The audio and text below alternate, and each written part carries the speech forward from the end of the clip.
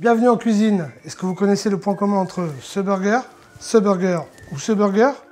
À part la viande, bien sûr, que j'ai juste bien saisie, qui est restée bien moelleuse, bien juteuse. En dehors de ça, évidemment, le point commun, c'est le bun, ce fameux pain à burger qu'on va aujourd'hui travailler ensemble. Aujourd'hui, on va faire 10 buns, 10 pains à burger. Pour ça, soit vous avez un robot pétrin et vous mettez tous les ingrédients dans le pétrin et vous pétrissez pendant 5 petites minutes, soit vous faites à la main, c'est ce qu'on va faire aujourd'hui et je vais vous apprendre une nouvelle façon de pétrir. Ici, j'ai 600 g de farine T55, 6 g de sel, soit une cuillère à café de sel, 15 g de sucre, soit une cuillère à soupe de sucre. Je prends ma cuillère en bois, je mélange grossièrement. Ici, j'ai 150 g d'eau. Hop là. 180 g de lait, du lait écrémé. Ça, c'est important. Pas besoin de gras dans le lait, donc pas de demi-écrémé, pas de lait entier, du lait complètement écrémé. Bouchon vert. Ici, j'ai 30 g de beurre qui sont déjà à température ambiante. Pas besoin de beurre demi-sel parce qu'on a déjà mis du sel, donc ce sera du beurre doux. Un œuf moyen, je le casse, pif.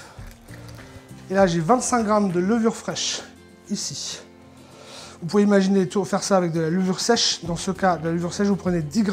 Je prends non pas la cuillère, mais en fait, je prends le manche de ma cuillère en bois et je mélange grossièrement. Le premier mélange s'appelle le phrasage dans la boulangerie. Voilà, dès que le phrasage est terminé, vous sortez ça du saladier, vous mettez le saladier de côté. Habituellement, vous avez certainement déjà appris à pétrir comme ça, hein, avec la paume de la main. Là, on va faire autrement. Vous prenez la pâte de côté, ici avec les deux mains, et hop. Et là, vous retournez pour faire entrer de l'air. Et on y va. Et voilà, 3 minutes après, votre pâte, vous devez la sentir, elle doit être structurée. Vous faites une boule grossière. Vous prenez le saladier qui vous a servi à faire le phrasage initialement. Voilà, vous huilez le tout grossièrement, vous mettez la boule dedans et vous la filmez 1h30 et vous la laissez tranquille pendant 1h30 dans un endroit chaud. Il faut qu'il fasse à peu près 22 degrés. Une fois que vous avez divisé votre pâte en 10 pâtons de 100 g, il reste maintenant juste à bouler la pâte. Voilà. Donc vous prenez chaque morceau de pâte, vous la repliez sur elle-même comme ça un petit peu en fleurs. Et là avec vos deux doigts, vous restez bloqué ici et vous tirez sur le plan de travail non fariné pour que la pâte puisse s'étirer. Vous la mettez, vous mettez tous vos pâtons sur le plan de travail, cette fois fariné. Et puis vous laissez le tout se détendre pendant 10 minutes. Juste après, on va mettre les graines. A tout de suite. Donc je prends le premier pâton, vous tapez dessus pour l'aplatir. Et je vais simplement le lâcher dans l'eau, le récupérer et le mettre dans les graines. Vous frottez ici, vous voyez que là, hop. Je vous montre un deuxième exemple avec de la graine de pavot. Je vous rappelle, vous pouvez utiliser de la graine de sésame dorée, de la graine de pavot, des graines de lin, tout ce qui vous fera plaisir. N'oubliez pas que c'est décoratif, mais aussi gustatif. On appuie bien, on met dans l'eau, on récupère de l'eau, vous le plongez bien dedans. Et voilà. Vous répétez ça avec tous les pâtons, 5 par plaque, vous prévoyez une deuxième plaque, et vous recouvrez d'un torchon, vous laissez reposer pendant 1 heure, 20 minutes avant d'enfourner. Vous allumez votre four à 200 degrés en faisant préchauffer. Moi j'utilise une vieille plaque de fonte.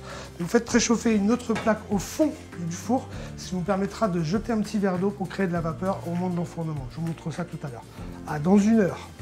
Alors attention, ça va aller très très vite. J'ai donc préparé la moitié d'un verre d'eau, environ 5 centilitres d'eau. Ici, dans la sole du four, vous voyez que j'ai la plaque de fonte. Je vais enfourner. Et en même temps que j'enfourne, je prends le bras et hop, attention. Voilà, et on ferme. Et c'est parti pour 20 minutes de cuisson. Et voilà, deuxième plaque de cuisson avec des buns aux graines de pavot. Deux règles essentielles avant de couper ou de faire quoi que ce soit avec n'importe quel pain. Toujours, quand vous sortez le pain du four, l'entreposez sur une grille, qu'elle soit en osier ou en fer, peu importe, en métal, peu importe. Et surtout, vous ne tranchez jamais du pain quand il est encore chaud. C'est pas bon pour la santé, c'est très indigeste. Et en plus de ça, vous allez casser la mie. Voilà, pour le reste, tous les conseils pour monter un burger, comment cuire la viande, comment faire une sauce, comment imaginer quel est le fromage, comment faire fondre le fromage, ça se trouve sur le site d'Envie de bien manger. À très vite en cuisine.